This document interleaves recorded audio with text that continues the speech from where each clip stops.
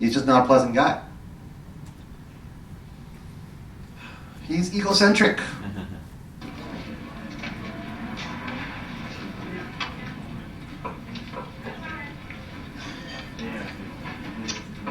I like to see a man of advancing years throwing caution to the wind. It's inspiring in a way. My years are not advancing as fast as you might think. More coffee, hon? Yeah, just keep it coming, please. Sure thing. Israel, I could put that anywhere, pal. Good save. Don't you worry about cholesterol, lung cancer, love handles? I don't worry about anything anymore. What makes you so special? Everybody worries about something. Well, that's exactly what makes me so special. I don't even have to floss.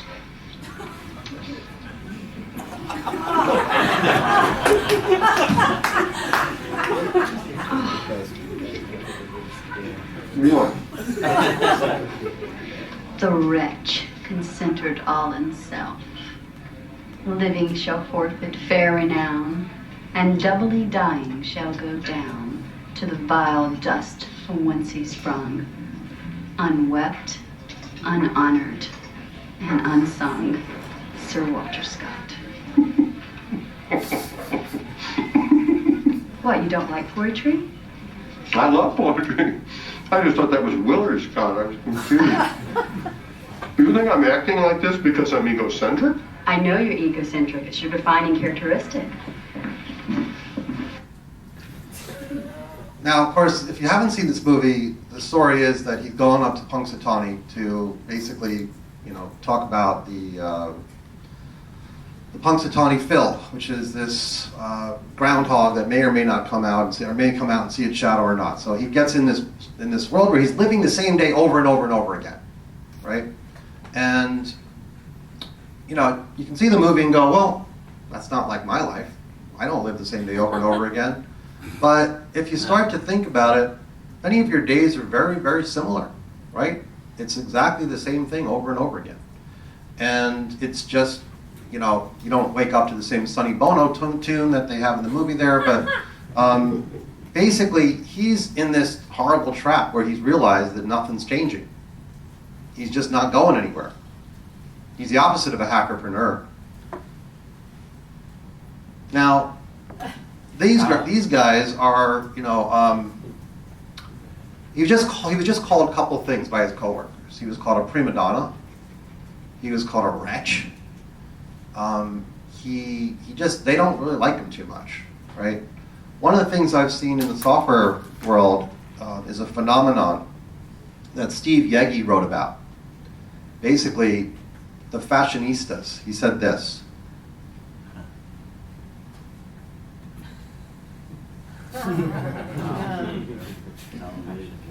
How many programmers are sitting around going, boy, they feel just like Phil. They're like, if only I could be programming in Ruby, or if only I could be doing Clojure, but I'm stuck doing this C++ code. They want that scarf on. They want that fashion sense. I talked to a guy the other day on a soccer field. He's like, yeah, I'm at Oracle. They don't know it, but I'm writing Ruby. I'm hoping I don't get in trouble, but... And it's nothing, I'm not knocking those languages. I'm just saying there's a heck of a lot of this stuff going on. And the same sort of feeling of Phil, where Phil's just unhappy in his position. He's not quite where he wants to be at all, and he's just a miserable guy to be around. Then there's Ned.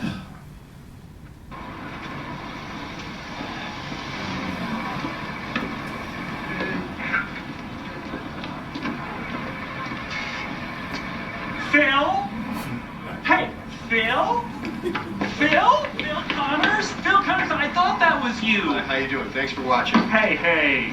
Now, don't you tell me you don't remember me, because I sure as heck I remember you. Not a chance. Ned! Ryerson! Needle-nosed Ned the head? Come on, buddy. Chase Western High. Ned Ryerson. I did the whistling belly button trick at the high school talent show. Bing! Ned Ryerson got the shingles real bad senior year, almost didn't graduate. Bing again. Ned Ryerson, I dated your sister Mary Pat a couple times till you told me not to anymore. Well? Ned Ryerson? Bing! Bing! So did you turn pro with that belly button thing, Ned, or? No, Phil, I sell insurance. What a shock. Do you have life insurance? Because if you do, you could always use a little more. Am I right or am I right or am I right? Right. Ned, I would love to stand here and talk with you, but I'm not going to. Hey, that's all. Ned is like your user that you can't stand. He's like, that's what he is, and you just don't want anything to do with him. So, of course, his day keeps repeating over and over and over again, so he sees a lot of Ned. Here's another episode. Takes it a while. Hey, Phil? Phil? Hey, Phil Connors. Ned?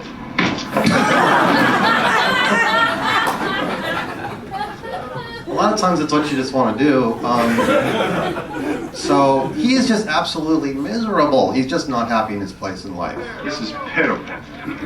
1,000 people freezing their butts off waiting to worship a rat.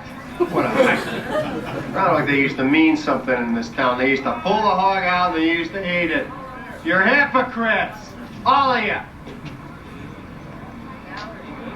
You got a problem with what I'm saying, Larry? Untie your tongue and you come out here and talk, huh? Am I upsetting you, Princess? You know, you want a prediction about the weather. You're asking the wrong Phil.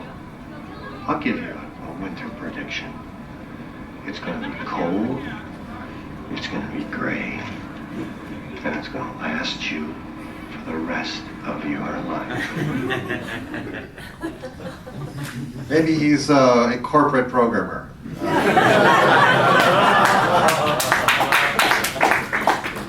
Now, we talked about growth hacking earlier. This is AppSumo. I have tremendous respect for what they've done. In fact, I love this new homepage they've got, the store for entrepreneurs. I've been watching them. A couple of years ago, it was called Daily Deals for Web Geeks. You know, and I was one of those. I was buying stuff 2 years ago from them, but this is a way better pivot they've done here, right? So what we're going to start seeing is pivoting with Punxsutawney Phil and what that's like. And we've already just seen him at the depths of where he is, but he's going to start pivoting. The problem is he's really depressed, and hackerpreneurs get depressed. So this was what it used to look like, AppSumo, Daily Deals for Web Geeks.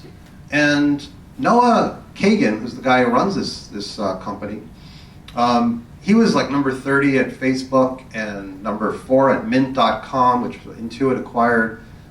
Just an absolutely incredible entrepreneur. He wrote a blog where he just described how depressing it was when he started looking at some numbers, and he'd look at them all the time, constantly. He said his relationship with his girlfriend would go up and down based upon how the sales were doing. 6 months to create a giant deal, a sort of package deal of a bunch of things. 70,000 customers emailed and only 6 purchases in 2 hours. Absolutely horrible. Totally depressing. He's like, I didn't want to go to work. I just want to do anything but work. I try to go to work and do nothing. So I'm going to go out and play some frisbee golf and then come back, and I still don't want to be here.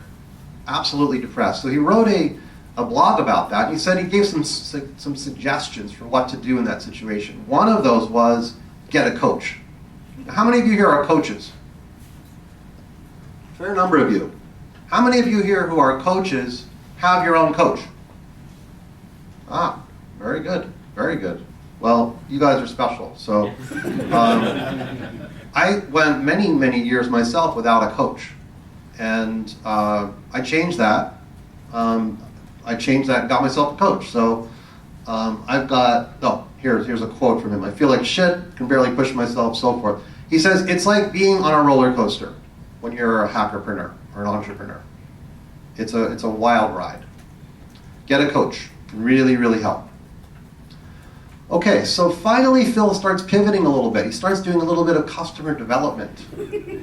So I guess the question we have to ask ourselves today is, does Phil feel lucky?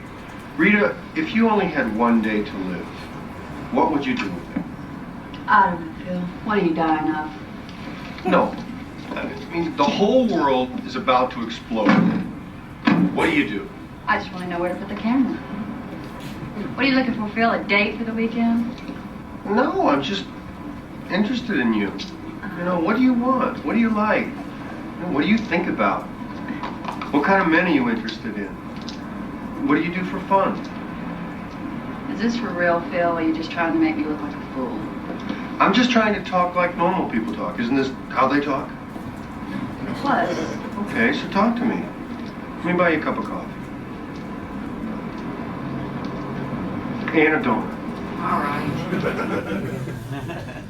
So, you know, he's trying. He's actually starting to change a little bit, but it's the early days. So what he's then going to end up doing is Andy McDowell's character, Rita, he's going to start imitating her because he respects her.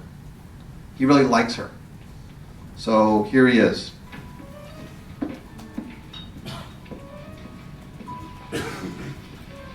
So, what are the chances of getting out today? Van still won't start. Larry's working on it. Wouldn't you know it? Can I buy you a drink? Okay. Jim Beam, ice, water.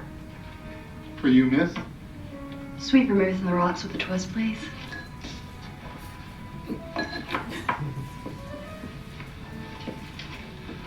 What are the chances of getting out of town today? The van still won't start. Larry's working on it. Oh, wouldn't you know it? Can I buy you a drink? Okay. Sweet vermouth, rocks with a twist, please. For you, miss? The same. That's my favorite drink. Mine too. That always makes me think wrong. The way the sun hits the buildings in the afternoon. Well, what should we drink to? To the groundhog. I always drink to world peace.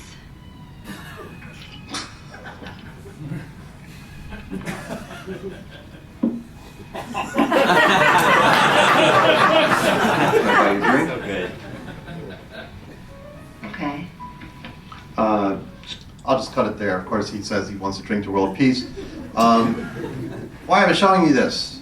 I mean, at this point, you might think this whole speech is crazy, right? But the point is, this is the way you become a hackerpreneur, I believe. You've got to start imitating people, the people you respect the most. And at first, that imitation is going to be absurdly bad. You're going to just do a form of imitation just like him. Oh, I'll have the sweet vermouth as well. Oh, I'll drink to world peace. I'm going to try to do everything that Eric Ries talks about. I'm going to try to do everything that Andrew Chen talks about in growth hacking. I'm going to do all this stuff the same exact way. And you know what? It's not going to work for you. It's going to be really awkward like this. But imitation is the way you get better. Study the great painters. I didn't get a chance to put that slide in, but of course, you know, you look at Picasso, he's a case in point. He has perfect pitch, almost photographic copies of the Renaissance paintings that were done. You look at them and you go, that's a Picasso? And it's an absolute replica of something, or it's an absolute replica of a style that doesn't look anything like a Picasso, because he studied that basic stuff and imitated it. This was a great quote in Paul Graham's book, Hackers and Painters. I never heard this about Ben Franklin. Can you imagine doing this? Summarizing the points of some great writers and then rewriting the essay, trying to reproduce it to see how good your writing is? This is imitation, but it does get you somewhere. And you have your ups and downs. Come on! I wish these were my own kids hitting me like this. Hey! Hey! Ow! Are any of you up for adoption? Hey, here's a humdinger over here. Hey! Wasn't that great?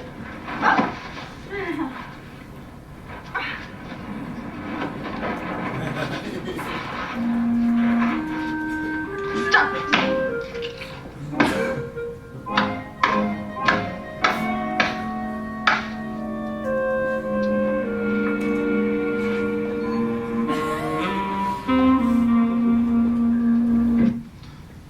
Paul Graham said this.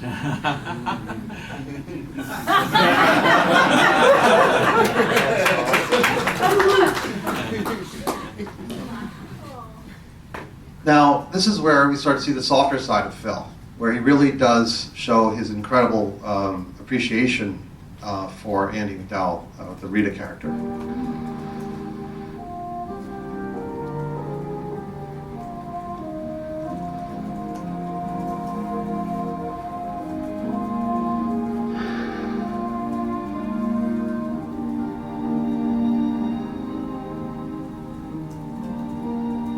What I wanted to say was, I think he's the kindest, sweetest, prettiest person I've ever met in my life. I've never seen anyone that's nicer to people than you are.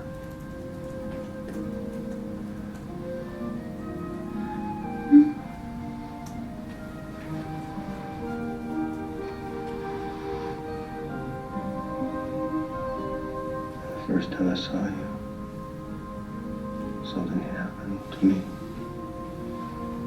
I never told you, but I knew that I wanted to hold you as hard as I could.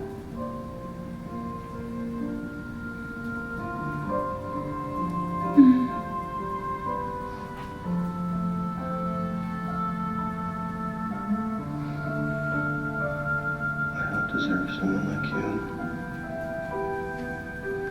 So I don't deserve someone like you.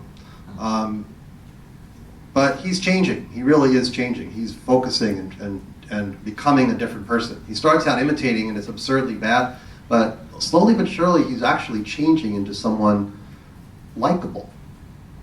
So here's him being humble for the first time. Check this out.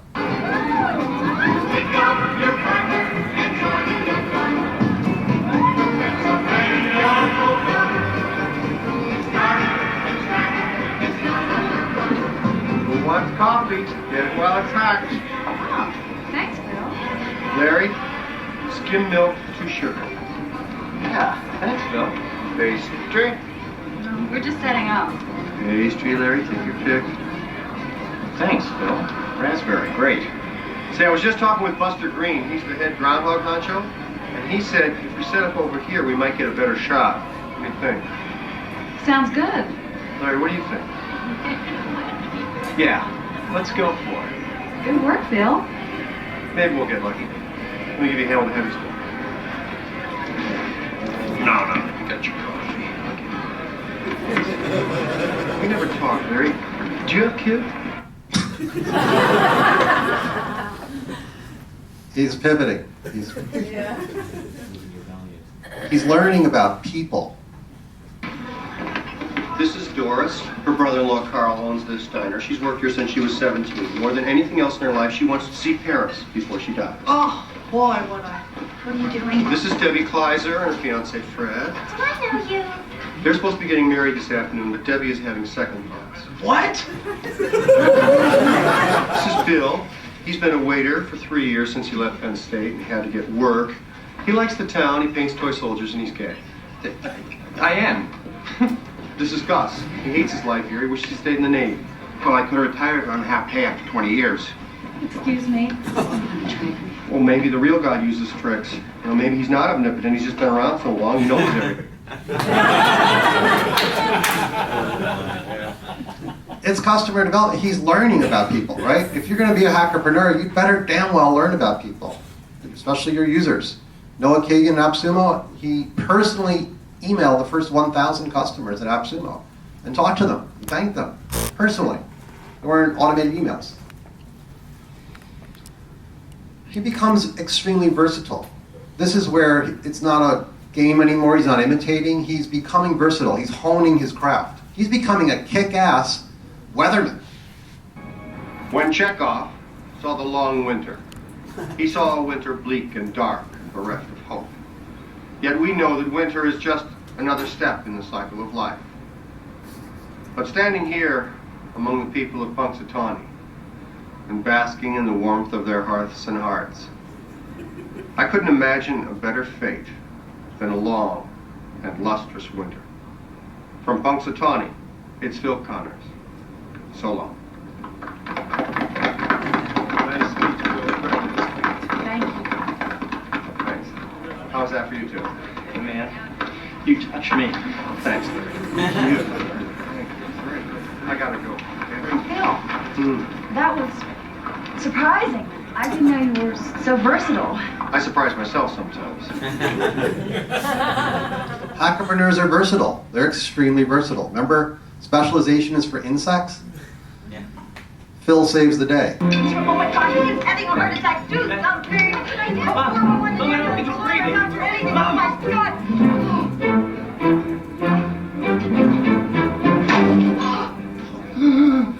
I think I did it. He's just saved someone's You're life. gonna eat steak. Get some sharper teeth, all right? Watch what he's about to do. Moments later.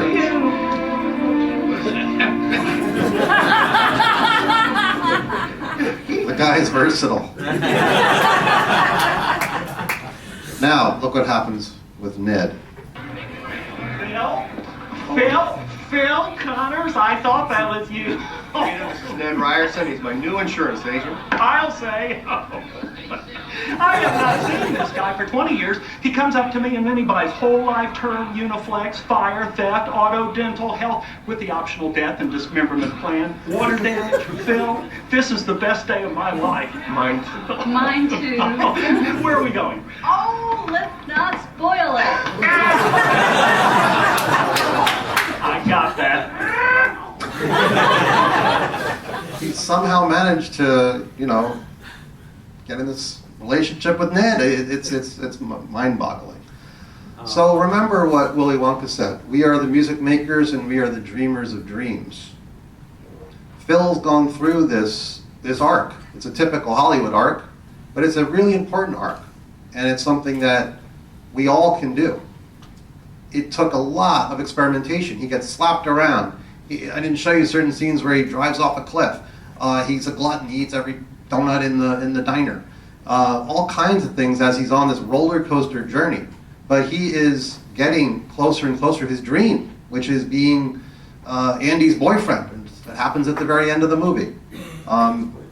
He becomes this wonderful person. It's no longer an act, right? He's no longer imitating. He really is this wonderful person that Andy wants to be with. And all of a sudden he exits this Groundhog Day. And he's this wonderful person. So remember Willy Wonka's words. And one other thing, this is something I encountered when I was at South by Southwest. I walked into this session. South by Southwest is insanely overwhelming. You just don't know where to go. There's just so much happening. And I walked into this one place. I didn't know who was talking. And it was this guy, Todd Henry. And Todd Henry said, I have a poster up on my wall, and it says, Die Empty. And it basically means do everything you want to do in life and die empty. So there's nothing left. You did it all. You have no regrets. And think about those two words when you decide you want to be a hackapreneur. Thanks very much.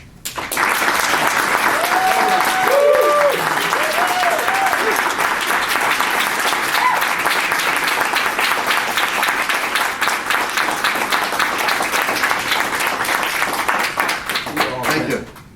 Wow. Hey. That was fun. That's it. Next session, let's just watch the movie. I do have the movie on me. Do the speech again. Will we be doing this day over and over? It'd be cool to be at SFAgile forever. Okay, there are limits. I don't really want to have the tow truck come every single day. Okay, well, we've got a couple of minutes left. If there's any questions, any side chat from the happen. Otherwise, Otherwise, I have an announcement. okay.